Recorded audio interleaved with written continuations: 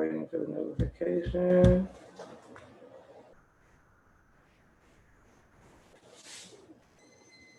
And we are live.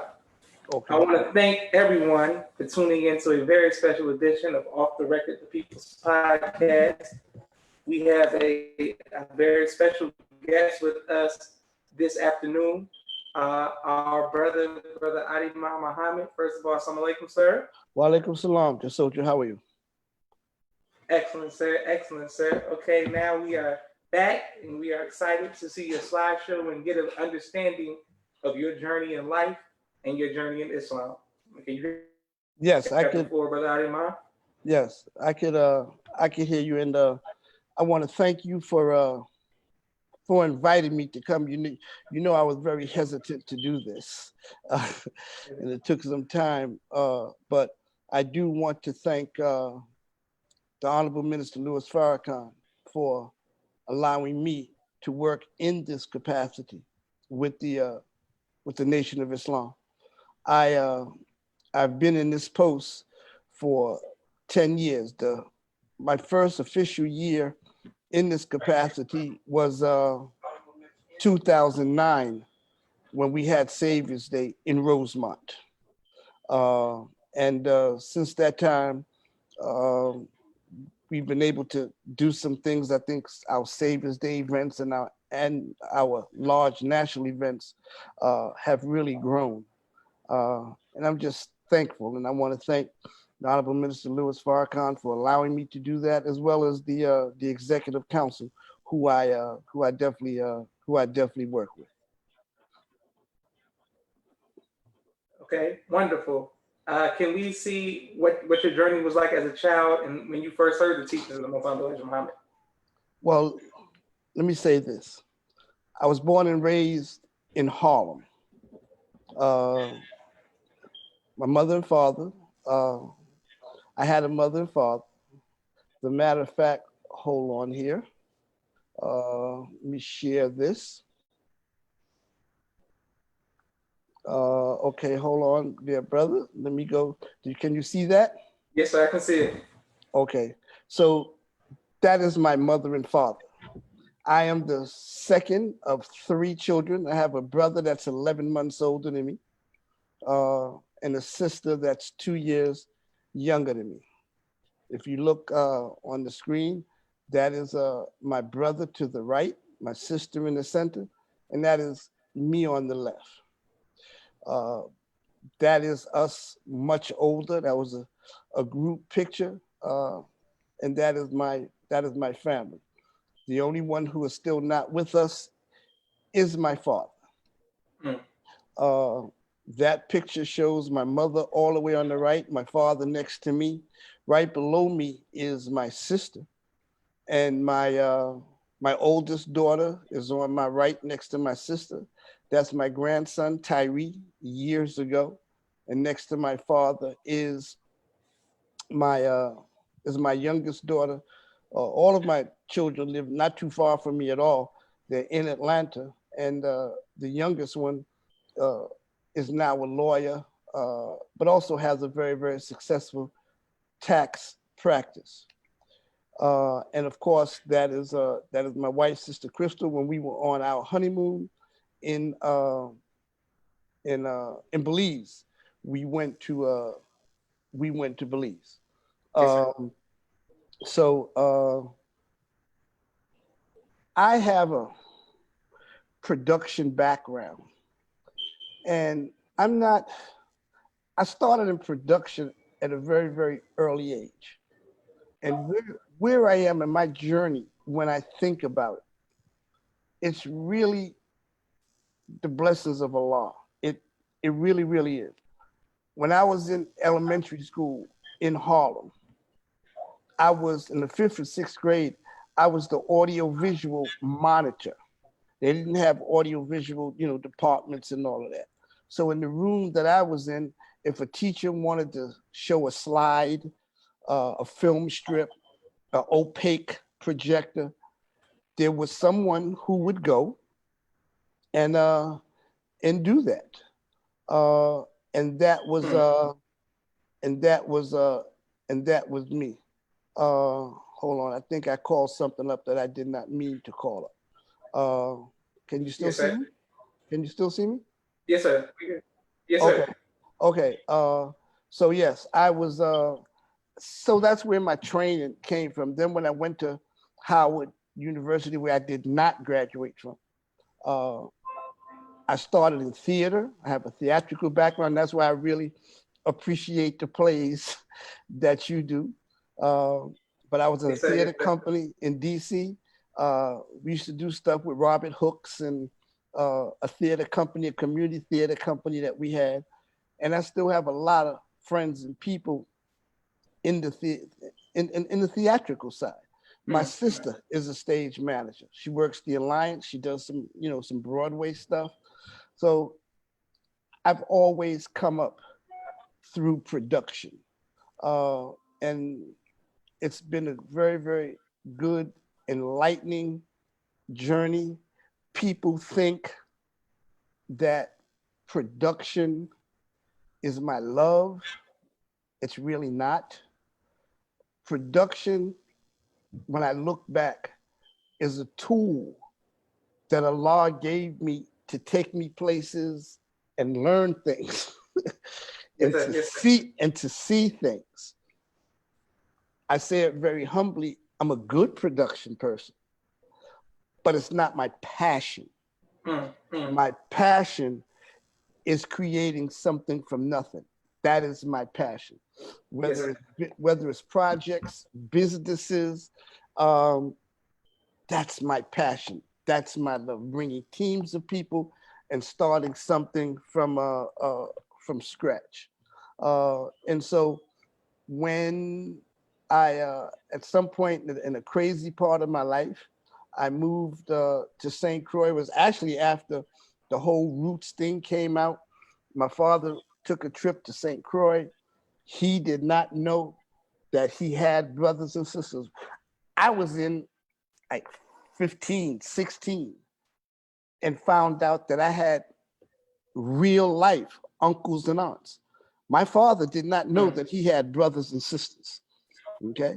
So when I found this out, it was in St. Croix. So at a point, I moved to the Virgin Islands, and that's when I started. Hold on, let me get this up. And that's when I just started doing more uh, production stuff. I learned how to scuba dive and shoot underwater video. Yes, sir. Yes, sir. I used to do projects with BET, and so I was working production trucks. So that's back in the day. That's Little Romeo. Yes, sir. That's Nelly. Yes, sir. Okay, Yes, sir. And you can see by the age. I mean, that's Serena Williams. Yes, sir. Yes, sir. Just working production. But Allah blessed me through and with Brother Akbar, who is a close friend of mine, Yes, sir. very close friend. I was able to travel the world and learn how to travel to different parts of the world with him and work. So that's Victoria Falls, one of the largest waterfalls in the world. Yes, sir. That's me at Victoria Falls. I did not do the world tours with the minister, but I went on a trip with him, and I believe this was before the war in Iraq. And we went to, this is in Egypt. I was blessed to go with the minister to the opening of the African Union. Now, I did, and I'll show you some pictures in a little while, but I did work in television news. I did work with CBS, but I was a freelancer, so I really worked with all of them. But I was a sound man. But I had built a television station in St. Croix, so I'm also a cameraman. But I had some partners tell me when I moved back to the States, they said there's more work as a sound man than it is a cameraman. So learn sound. You will work all the time if you're a sound man. Yes, and sir. I worked all the time, and I became a good sound man.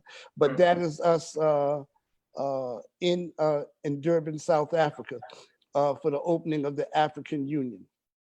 I did not know till I started traveling that there were pyramids in Sudan. Yes, sir. Yes, sir.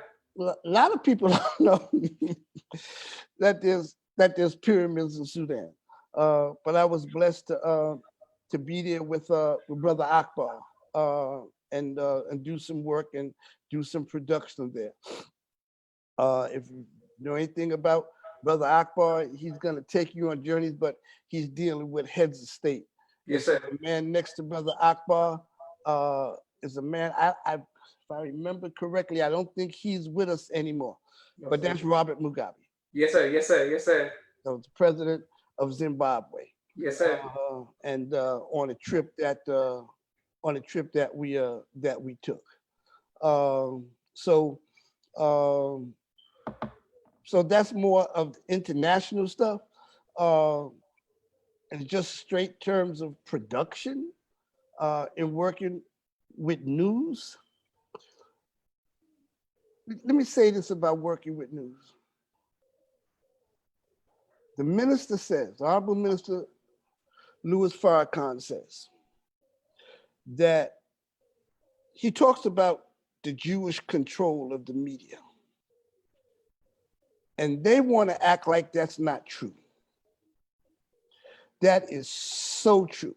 I work for the networks. I have been in edit suites, and I know the conversations that they have about what shot to use, how to make somebody look bad. Don't use that because we need him to look this way. Okay? And it is exactly as the minister says. There's no doubt about it. I lived it. I know it. What that is a shot with Byron Pitts, who's a correspondent. He was with CBS. He was actually doing 60 Minutes at a time, but now Byron is over at ABC. That's Reggie, the cameraman, and that's me, with my gear. Yes, sir. That's me with my gear. But you find, if you are perceptive and if you listen, that exactly what the messenger taught us is true, it's exact and correct all around the planet. Praise be so much. Yes, sir. Yes, sir. All around the planet. There is so much confusion on other sides that the light ain't coming from over there. Don't ever make that mistake to think that they can guide somebody. They can't guide nobody. They can't guide nobody. Yes, sir. Yes, sir. Okay. More cigarettes are smoked in the Mideast. Their diets. I have been to banquets and you say, okay, well, and these are big, presidential stuff. And you'll say, oh, no, I just care for some fish. They say, no, take meat. No, I don't eat meat. And that's like a big thing, brother. And they start knocking each other. He don't eat meat. He don't eat meat.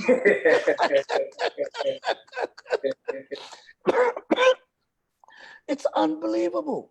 It's unbelievable. And so what you see is that what we were given and what we have is priceless.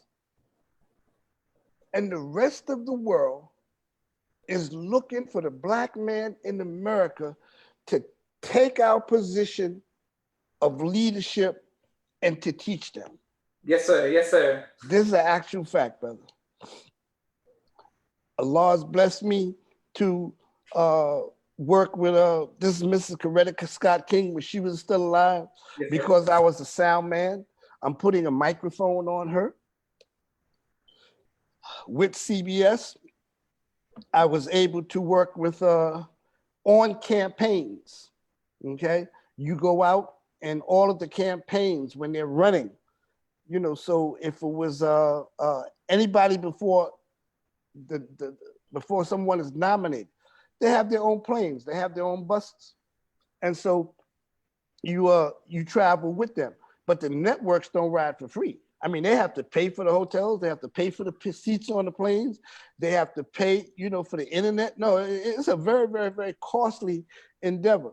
But that is our brother-elect coming off of the plane. Now, because he was only, I have never flown Air Force One. Air Force One, you fly Air Force One after, well, only the president flies Air Force One. Yes, sir. And Air Force One, you have to work out of the Washington, D.C. Bureau. They go in rotation with the camera and producers and sound and stuff like that. But because I was working the Obama campaign, in this situation, in this picture, he is President-elect Obama. So if I go here, that's not Air Force One, what you see in the plane. Yes, sir. That's a plane that they have that they call President-elect. And, you know, Secret Service probably has another code name for it. I don't, either I didn't know it, I don't remember it. Yes, but he does have Secret Service, you know, clearance because he's president-elect. So that first one was him getting in, then he's coming out. That's me when I was at work. That's me with the pole, with my cameraman, because those stairs in the front, that's where the president comes. The press comes up and down the back. Okay, we sit in different parts of the plane. Near the back, the heavy set brother, I don't know if you can see my mouse, but it's right here. That's my staff cameraman. That's Reggie. That's who I work with. Yes, sir. That's from the press position, looking down with Secret Service, you know, while we getting ready to, he just got on, so we getting ready to take off. This is what the inside of the plane looks like. That's the press, in the press area. But these are the producers and writers. The crew, camera and sound, we are in another part of the plane. We are more toward the back because when this plane lands and when they go, we the first ones off, okay? Because we have to get, before the president comes off, we in position. The door open and we down because we have to get everything, okay? But this helps, as I was blessed to travel with the minister. It brings another level, to the extent that I could, of working with him, because you know how other heads of state are handled. Yes, sir. You know how he should be handled. Yes, sir. Okay. You're not lazy and you shoot everything. You just learn how to shoot everything. So with Obama, if you remember, there was, they did some train tour, president-elect, and it was called a whistle stop tour. They left Philadelphia, went to Delaware to pick up Joe Biden. So this is President Obama on the train, getting into, you know, his motorcade on the way to DC for the inauguration. Yes, sir. Yes, sir. The press is in another train. That's me. And if you look right above me, you can see somebody talking up there, but this is just covering, you know, and traveling. That's the crowd. And this is in Delaware. This is Wilmington, Delaware, where he stopped to pick up Biden. And Biden got on the train, and then they took the train to DC for the inauguration. That's Candy Crowley. She worked with CNN and with CBS, but you're out on the road so much and you just develop, you know, relationships. And then I just said, Candy, come here, let me take a picture. He said, oh, sure, Ademah, you know, let's take a picture. Because, you know, she was one of the primary faces of CNN. And for my children and my grandchildren, you know, I just wanted them to see, you know, the level that, you know, that Allah blessed me to work on. And so what that type of production allowed me to do, was that when I did travel with the minister. Yes, sir. Yes, sir. Okay, to be able to do advanced stuff. Yes, sir. Okay, on the production side, so that when he comes in the stations, when he comes in room, when he comes in interviews, there's somebody that knows what's going on and is in control of it. Okay, his security team, when I'm there, they know I'm there. You know, they know I'm going early. When they come, I just check in. Just give them a report. Everything is good. This is where we are, and show them the places. This is one of the stops in the Maldives. The minister went for a conference there. That's the back. That's my back, and my little brown walking suit here. Yes, sir. Yes, sir. That's the people greeting, and we are in the Maldives. That is the minister speaking at the Islamic People's Leadership Conference or something like that. And this is in the Maldives. One of the few pictures that I have of the minister actually making salat. Yes, sir. In the masjid, and that is in the mosque in the Maldives. And the minister is so humble. He was a principal guest for the conference. And when he came to make salat, all of the imams and high people in Islam, yes, sir. They were in the front row. And when the minister came in, they waved him down. Come, get in the front with us. Minister said, no. He stayed right with just all the regular people that came to make salat. Okay, he wasn't playing. I'm up in the front and all of that. Yes. And of course, Brother Akbar got next to him. But that's his spirit. That's his heart. This is in Cuba. We were, I think at this point we were headed to Havana. We left, maybe it was Jamaica, but Cuba is a huge country. Yes, sir. Yes, sir. And we had to stop, I believe the city is called Santiago. I believe it's Santiago, but you have to wait. You have to get off and they unload the plane. You have to actually get off the plane and go to a waiting room. So that's, the minister, and that's our delegation walking back. But I stayed back just a few feet so I could get a shot. Yes, sir. Yes, sir. Of this.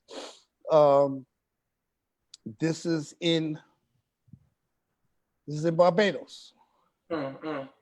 Caribbean Broadcasting Company doing an interview with the minister on the TV set, on their set, inside of their broadcast house.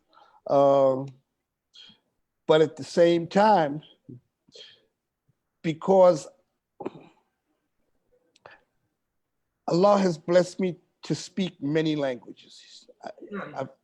I've learned how to speak a few languages. Praise be to Allah. Go ahead, brother.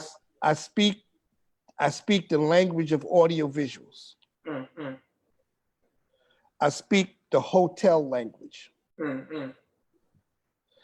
I speak production and news. Yes, sir. Yes, sir. Yes, sir. I speak the language of entertainment and production trucks. These are different languages. Yes, sir. Yes, sir. Yes, sir. These are different ways. And the reason that I say that, I believe in my heart that Allah prepared me to do what I do. I don't know why. I have no idea why. But I believe that I was prepared to do this because I have worked on the production truck side. I have worked Super Bowl football, NBA championships, Yes, sir. Yes, sir. World Series in production, in trucks. Okay? You don't find people that work at that level of sports also work news. That's a whole nother world. That's a different world, brother. Okay, you're not working presidential stuff with networks and all that. And then as well as to work in audio visuals, very, very, very big events in huge arenas. So, but Allah bless me with these experiences. I have the history and the pictures and everything to show it. So when the lady in yellow is a television reporter, I think this is Barbados. She was doing an interview, but that's me holding our microphone. Yes, sir. Because we're shooting it as well. And so this is in Barbados. Yeah, this is in Barbados. When you arrive, you have a press conference. So, we set up, and so, you have to hit the ground running. You have to be able to just knock all this stuff out, coordinate with all the other press that's there, get in, get out. So these are just some, sometimes you fly small planes. Yes, sir. Yes, sir. But Allah bless me just to sit across from the minister. I really love this picture because, Nine is always with him. Yes, and sir. I just like this picture because you have to be real close to him to get this picture. Yes, sir. This is in Libya. Okay. If you look, can you see my pointer? Yes, sir. Okay, that's me. That's me. That's me shooting. That's me. Okay, yes, sir. Yes, sir. Yes, sir. Okay, that's me. So everyone, they just come and they just gravitate toward the mayor. He spends time with them. He talks to them, and he is the kindest, most wonderful, warm person that you could imagine. This is an exchange. This is an exchange in the hills going through Syria to Lebanon. And as you go through the hills, when you cross over, the Syrians cannot secure you and go into Lebanon. When you coming back, the Lebanese can't take you into Syria. So the caravan stop right when you cross it over. Yes, sir. Yes, sir. Yes, sir. You change cars. Okay. And so this is the handoff. This is the handoff. This is in Haiti for a Caribbean tour that the minister went on. It's Joseph McIndoe, but this man over here, this brother right here, that's the head of the voodoo nation or a religious body. Yes, sir. And the minister spent a lot of time talking to him. And again, that's me in there, shooting it, and it's a blessing. Yes, sir. It's a blessing. This is a press conference in Dominica.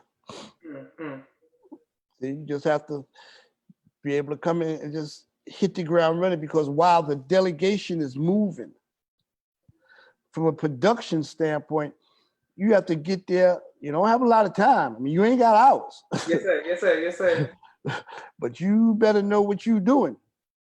Coming in there to, set up, especially, and a lot of these things, I was maybe one or two people. I think I saw Brother Robert there, but it was only two of us. Okay, two. No, I think Hassan was there too. But it's not a lot. This is a press conference, not a press conference. He was speaking at a school. And this is in the lobby of the school in Dominica. And again, you know, this is one of our big events. I think it's Savior's Day or some big event that we had. But just doing what I do, just talk to making sure the production teams and the production crews are in place. Some backstage picture for one of our events.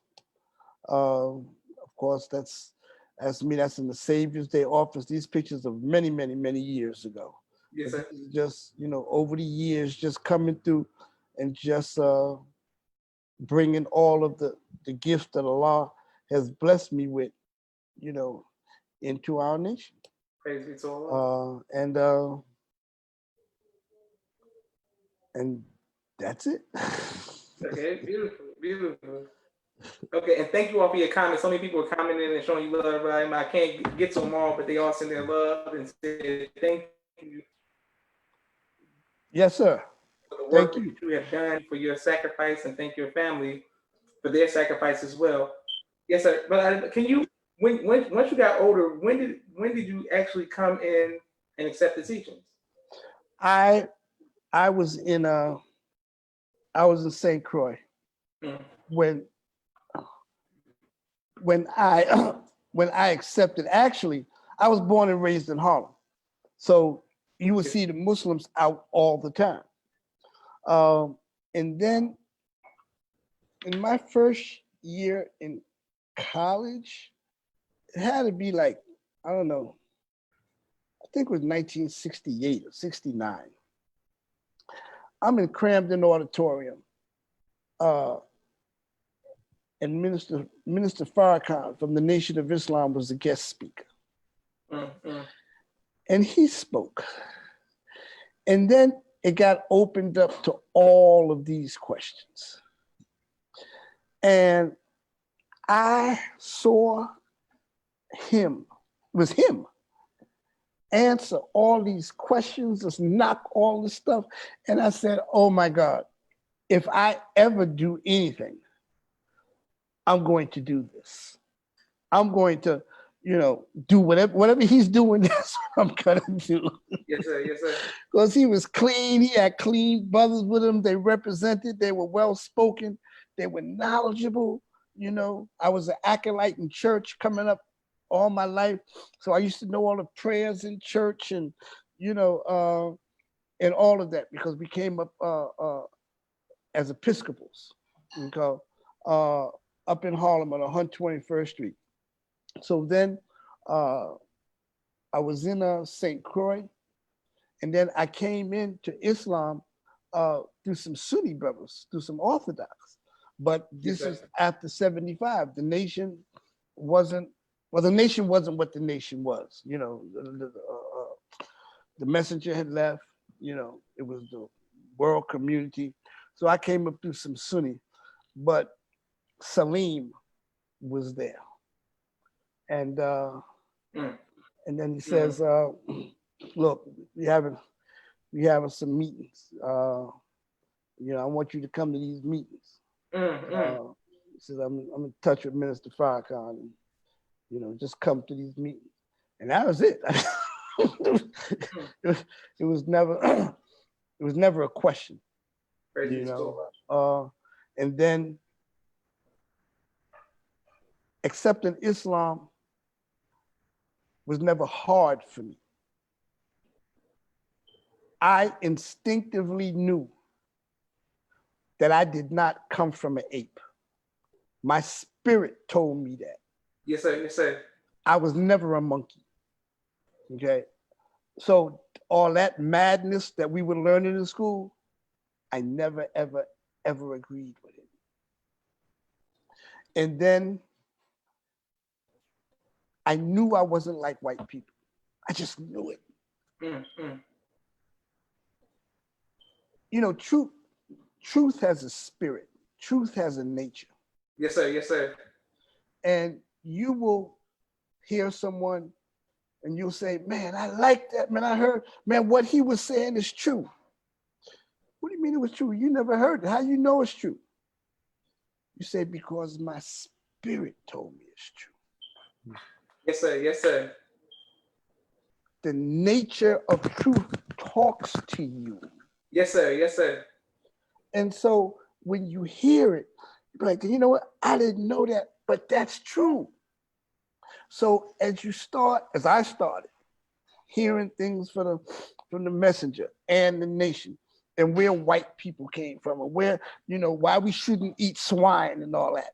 It's like, you know what? Hell, it don't take a rocket scientist to believe this. Yes, sir. Yes, sir. They're the only ones talking to. And then me personally, the messenger said, research my teachings, check my teachings. And so, brother, over the course of my life, I went into the Masonic Lodge. I was a Rosicrucian. I joined the Knights Templars. I studied metaphysics and a lot of different schools of thought. And you find out that they all have the truth in them. And what the messenger was teaching us is true. The Masonic Lodge just deals more so with signs and symbols, because it was how the white boys and these crackers were given knowledge and how they passed it on, their different schools. But if all they had was 33 and we had 360, it's a much wider spectrum. The Rosicrucians were more metaphysical, for lack of another word, if you will, okay? But it's all different and higher levels of wisdom and understanding. And it's everything that Master Fard Muhammad told the message. Yes, sir. Yes, sir. Yes, sir. Okay? I was blessed to go from, we were in St. Croix, and I was asked to go on this little first Caribbean thing that I did. So because of how the planes were at that time, we had to fly up to Miami, and going from Miami to Barbados, I sat next to Mother Tanetta.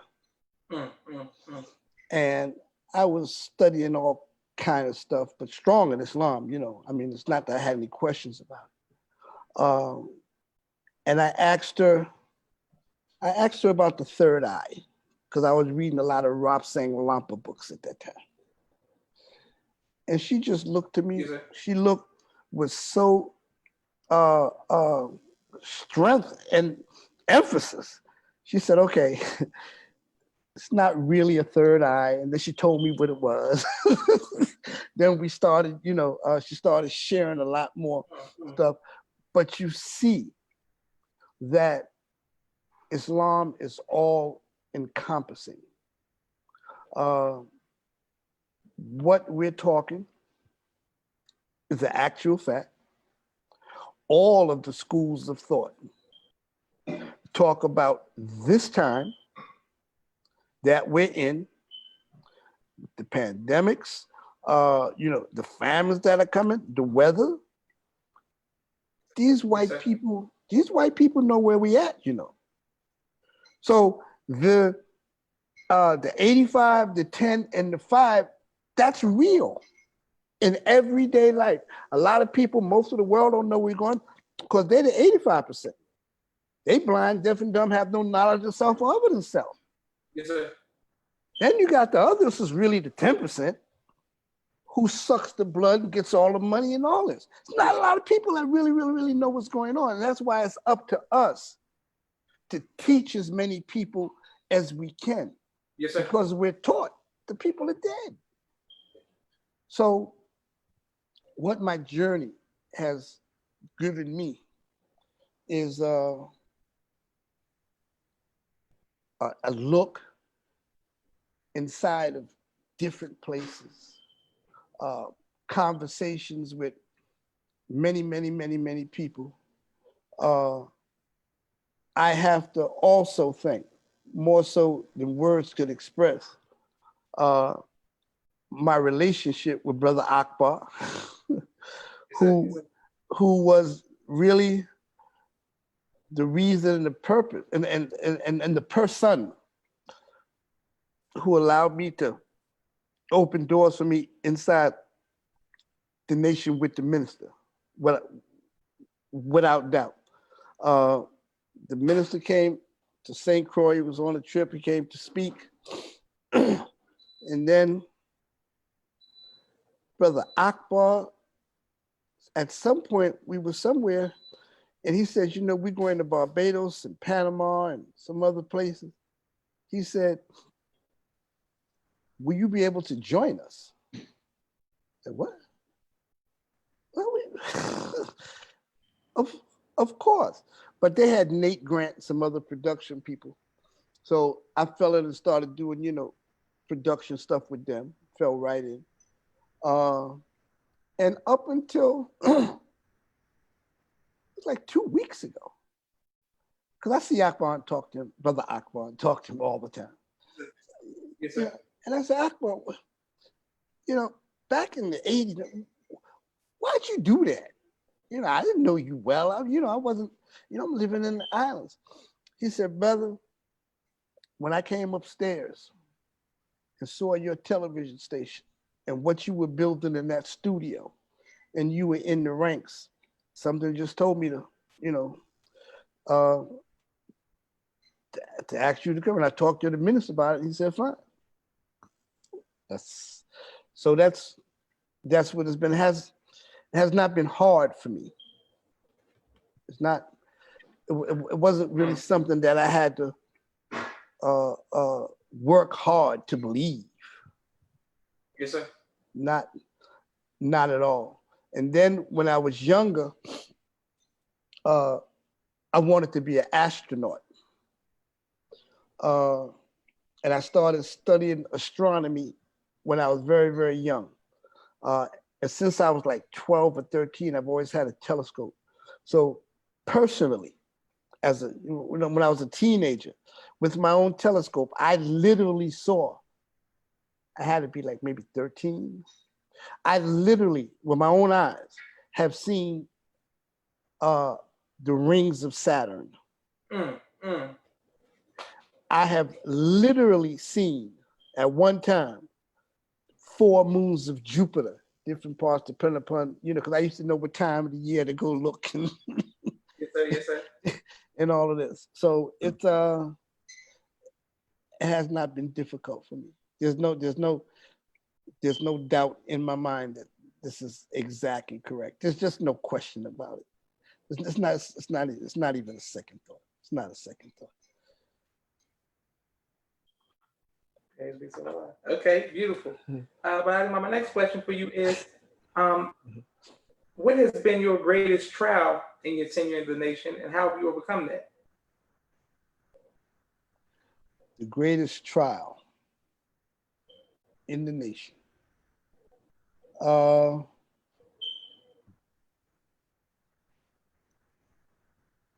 Patience and waiting.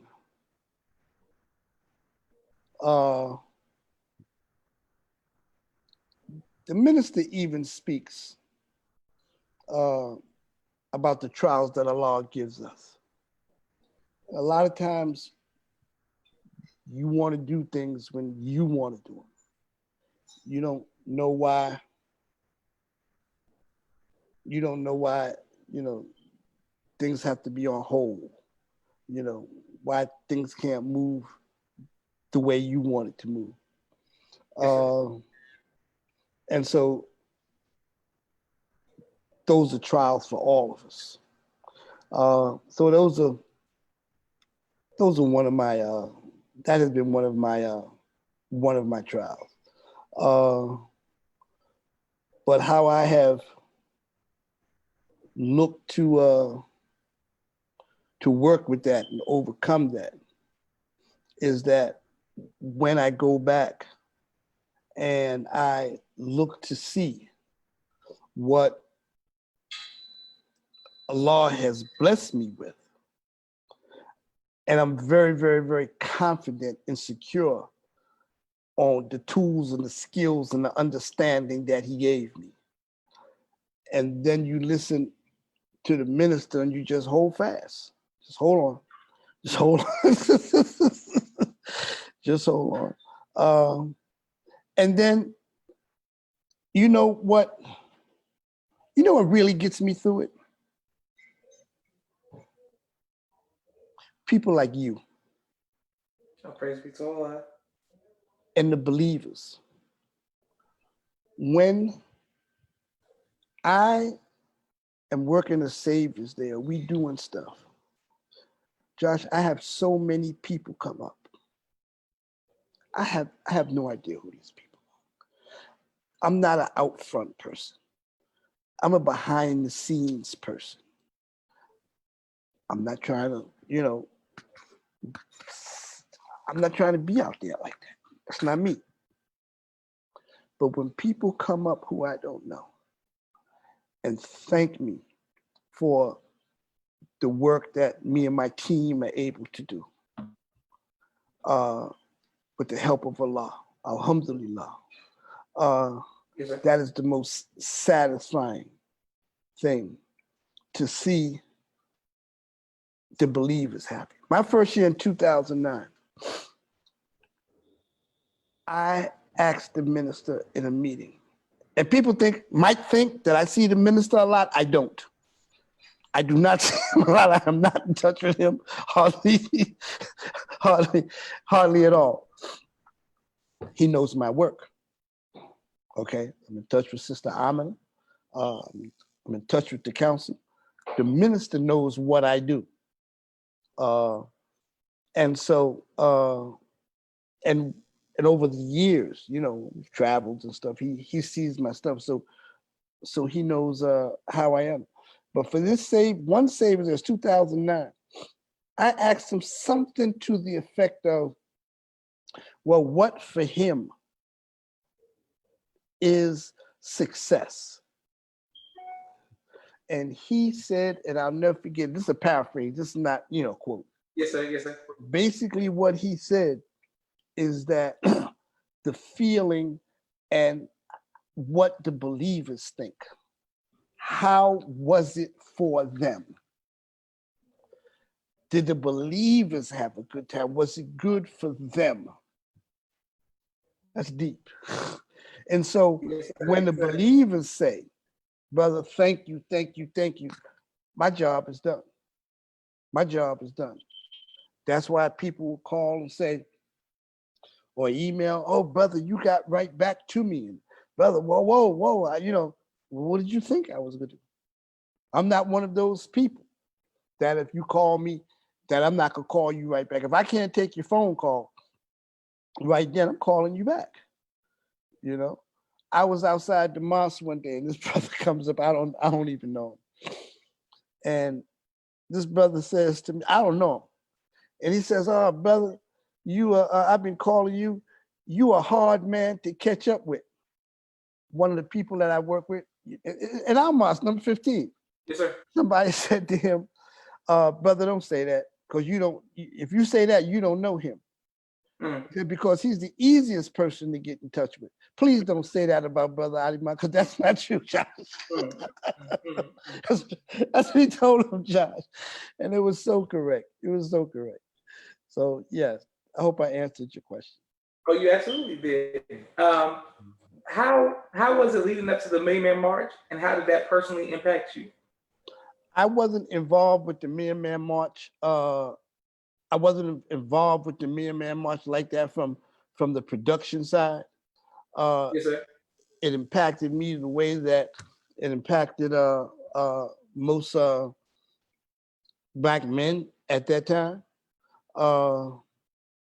That you have 2 million men with no fights, people coming all across. It was just awesome.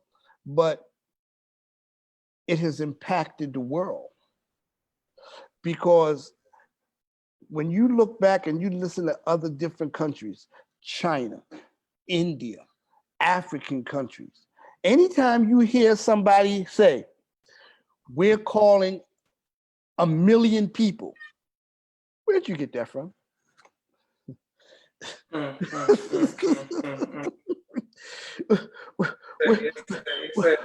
Well, we want 1 million people to come. Really?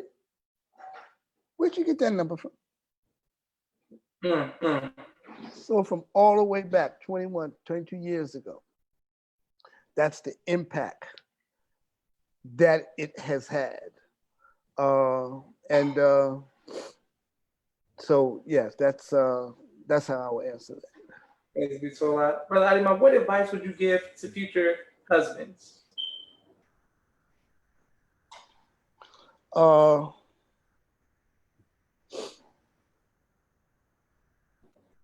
Don't get caught up in what we think husbands should do and not do.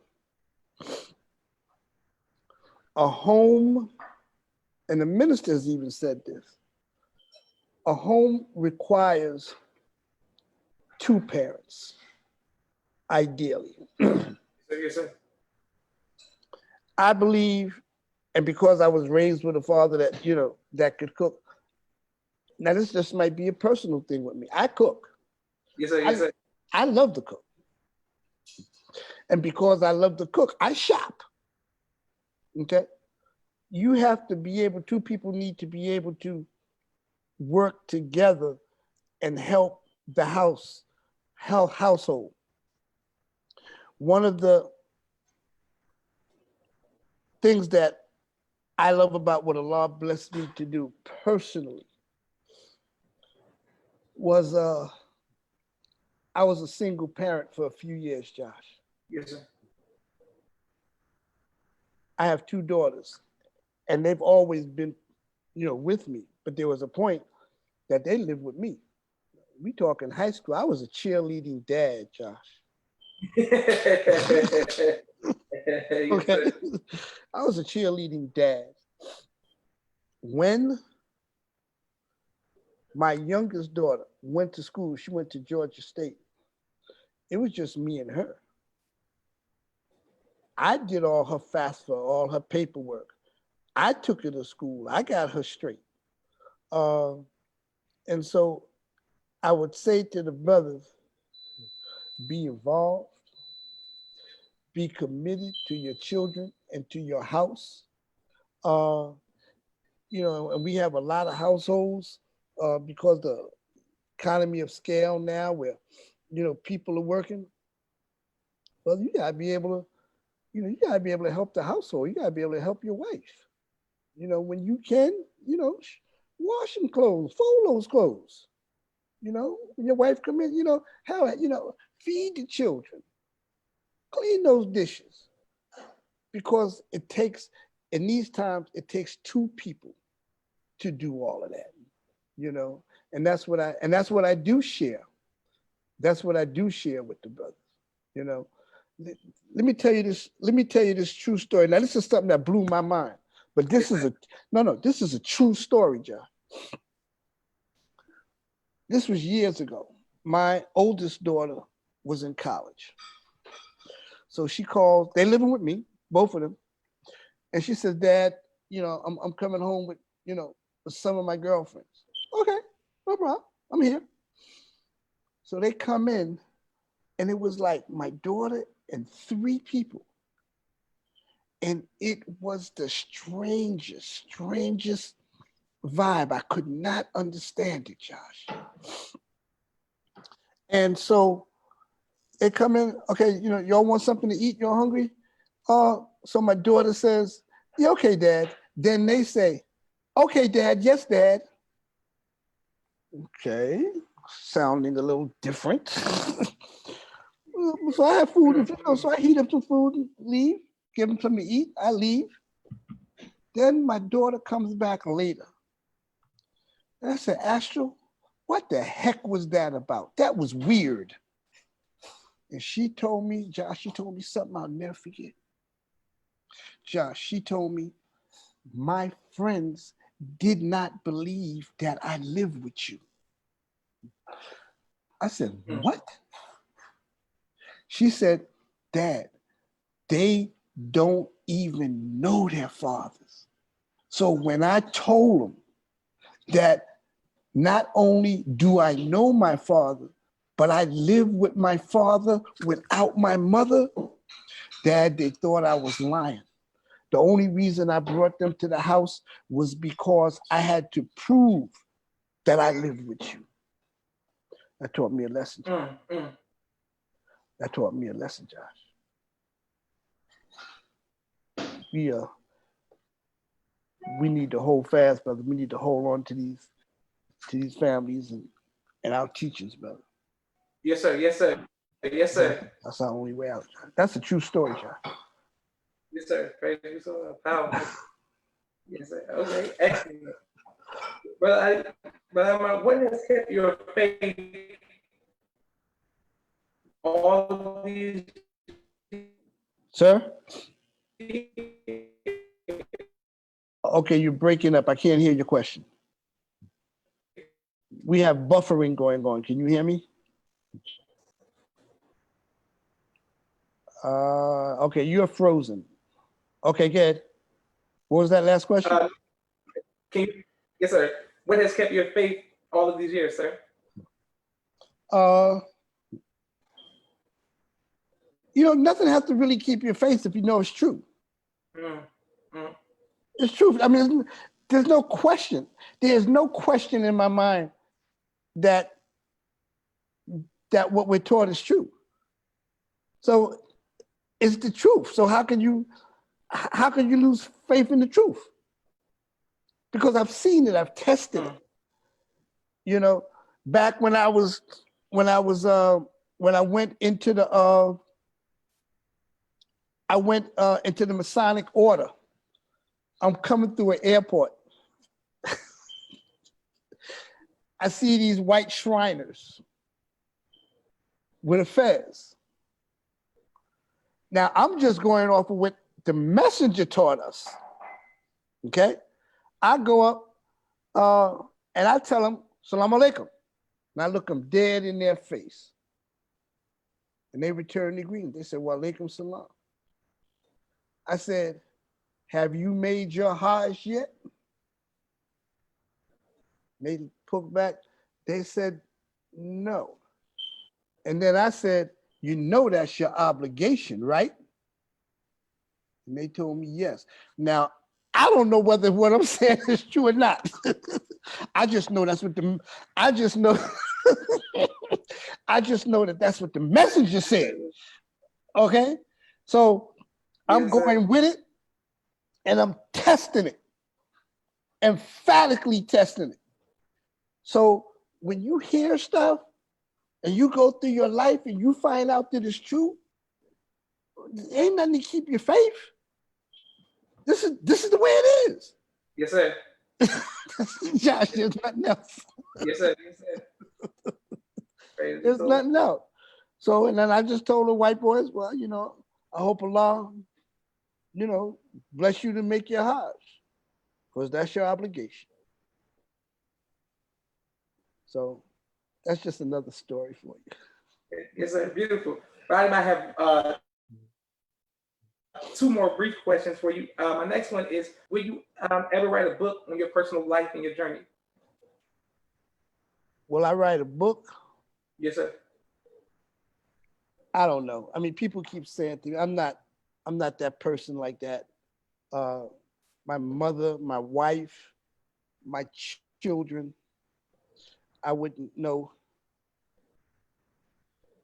where to begin. Should I? I probably should, Josh.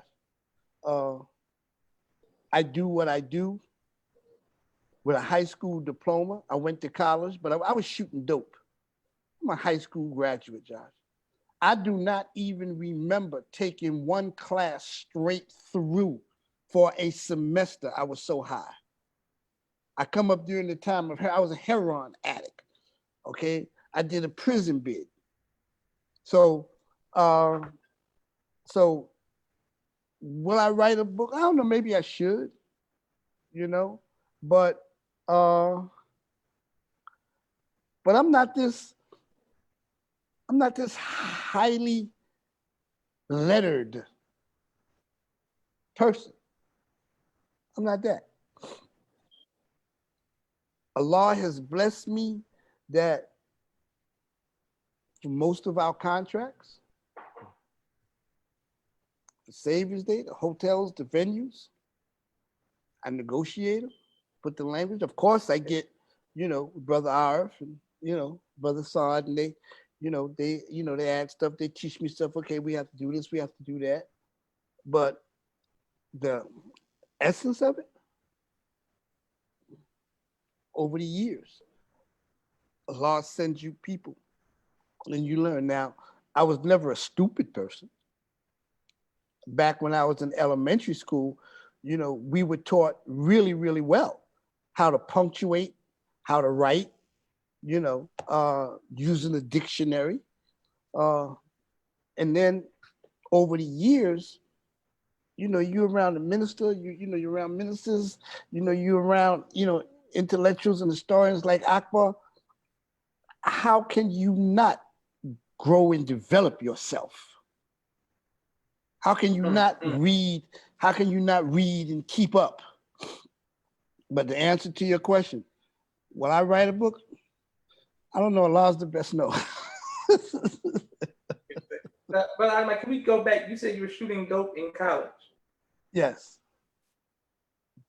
How did you? Many of young people are battling. It might not necessarily be dope. It might be pills. It might be weed. It might be alcohol. Battling addiction. What advice would you give to young people to beat the addiction?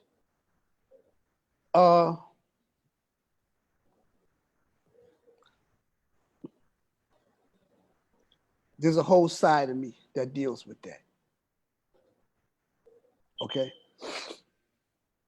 But let me say this to you. Everybody has their own bottom. A person is not going to change until they reach their bottom. My bottom is different than your bottom. And then a person has to decide, it's like atonement. I have a problem. Fine. Once you admit that and you realize and recognize you need to do something about it, that's when you can start to work. But if a person is in denial and they don't want to do anything for themselves, ain't a damn thing you could do with them. Ain't a thing you could do with them. You can feed them stuff to give them a different perspective and let them see different things. But you also have to be able to say, brother, listen, I kind of like being where you are, I was shooting dope, you may be doing something else. But there comes a point, brother, we just need to, try to step up because, that's not in our best interest, And then I find that rather than talk to people, you ask them questions and let them talk. You have children? Tell me about your children. Do you spend time with them? You have a wife? You have a mother? Do you think that you have some challenges? Are you where you think you need to be? And just try to develop, and you have to cross that bridge with them so that they trust you, so that they feel a connection with you. Then you just try to bring them around and just give them certain things that they need. Tell them how to be healthy, spend time with them. Addiction is not as much addiction becomes a lifestyle. A heroin addict spends most of the day in a lifestyle. You got to get up, then you got to spend all day getting the money. So now you out either selling or hustling or stealing or whatever you're doing. Then you got to go cop, whatever it is. Then you have to use. Then you go through the illusion of enjoying. Okay? That's a lifestyle. Getting high just ain't about getting high. Getting high is how you live your life. So you have to get them out and get them into a whole nother lifestyle, another reason to exist. That's the key to that, brother. Yes, sir. Yes, sir.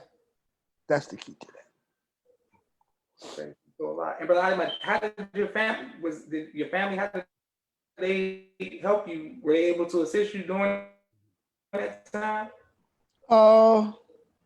Yeah, when I was in jail, you know, my wife at the time and my children went to live with my mother, but I had a wonderful, wonderful mother. And there's one thing about mothers, they know their children. So Yes, my mother, so my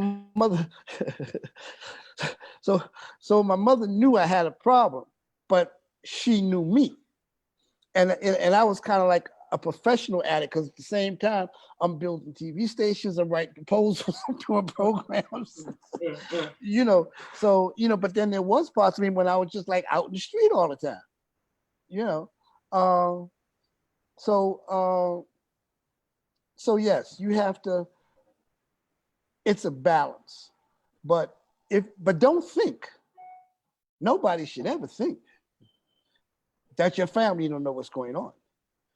Your children know what's going on. Your wife knows what's going on. Your parents know what's going on. You might not have ever told them. But when a person is out of balance, they are out of balance. It is obvious. Yes, sir. Yes, sir. Don't think you hiding it. You ain't hiding nothing. You're trying to hide it from yourself. Yes, sir. And that's until you stop hiding it from yourself, then you won't make the change. It's so powerful. And I'm glad that you, thank you very much for your testimony. I know it's going to help many of us who are battling addictions. And thank you. Just two more brief questions. Do you have time, sir? Go ahead, Brother Josh. And listen, if anybody contacts you and says, look, you know, just please tell me how to get in touch with Brother Ademah, go ahead and share it with him. And, you know, if somebody needs to or wants to, that's not a problem. Praise be to Allah. Thank you, sir, and I definitely will. Okay. You'll work with the martial art great Brother Master Musa. Yes. Could you share how you all came into contact with one another? I was in St. Croix, so I didn't work with him that much, but I have. But I will tell you a story. There was a brother named Marotha Pasha who was in St. Croix. They were all in the first. And he used to talk about Moses Powell, but he was older. And he would do basic training with us at his house, but he says, I'm not authorized to teach us. He's real humble, you know, and respectful. And so he would give us basics over a couple of years. And then, you know, roles and just, you know, basic stuff. And then I went to a Savior's Day, and I had never seen Musa. And then I went, and he did a demonstration. Then he went to the back, and I went backstage. And I told him who I knew. I said, do you know Marotha? and he told me, oh my God, so we started talking about that. Then I would go to Florida where he was, at different times, and brought him to St. Croix once or twice. That's when Grandmaster came to St. Croix, and they stayed at my house. But I'll never forget this. I said to Grandmaster Musa, Professor, I said, who teaches you? And he said something that I'll never ever forget. He said, Allah is my sensei. Can't say no more after that. Said, Allah is my sensei. Allah is my sensei. And then I would just spend a lot of time just talking to him and listen to his principles and theories about the arts and the science. So that's all I'll say about that.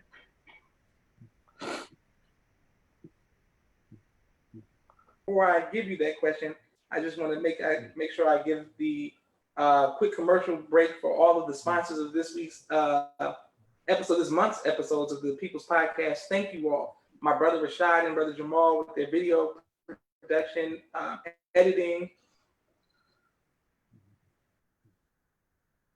They have a 4K camera, street premiere, and television, and thank you. My sister Miriam, her book, children's book, ABC, I Love Me, a coloring book.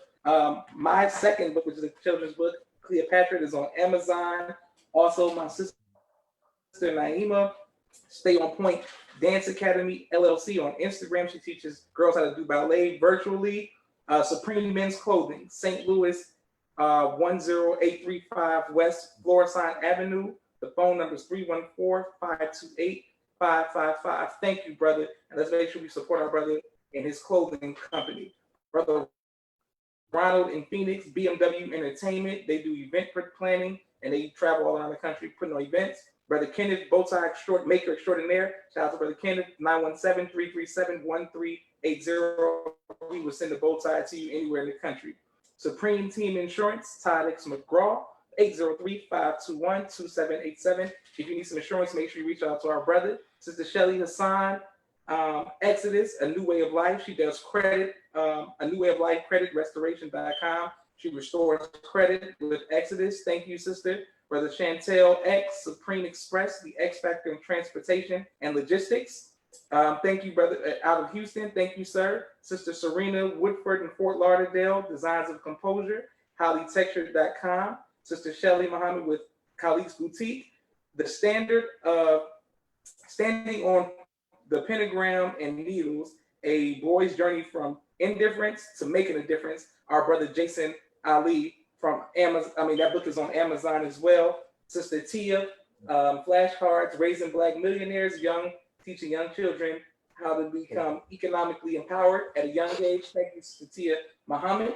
And last but not least, my father's book, A Soldier in the Movement of Christ, AbdulSharif.com. Thank you all for your support. You can continue to support the People's Podcast, Cash App the People's Podcast, and we promote your business. Brother Ademah, thank you, sir. I have one more question for you. Oh, one more question? Okay, go ahead, Rush. Yes, sir. What would you like your legacy to be, sir? My legacy? I don't know anything about a legacy, brother. All I just want people to know is that he was a brother that loved his nation, that did the best he could, and that was the work to be the best father that he could be. I put a lot of time in my family, put a lot of time in my children and my grandchildren. Yes, sir. And that's yes, sir. Yes, sir.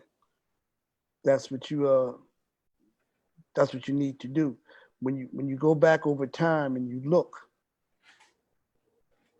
we have to learn from the lessons of others and sometimes mistakes of others. Okay. And so it's no secret for those who came up in the nation or had a real good look, and I know you could bear witness to this, that when we look back in time, some of our parents that were in the nation years ago, sometimes they wish they would have spent more time with us and spent, you know, I have some of that same myself, but as I get older,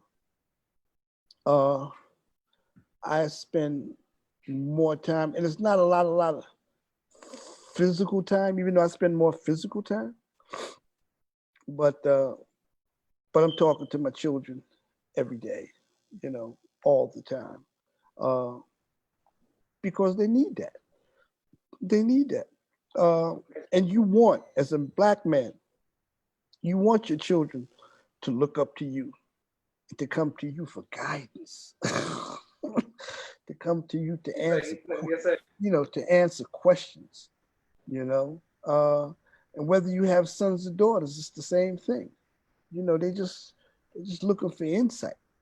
So the only thing I like to be remembered is a good brother that helped as many people as he could, and was a good family man, and believed in the law and did what was asked of him. Did it to the best that he could do. That's all.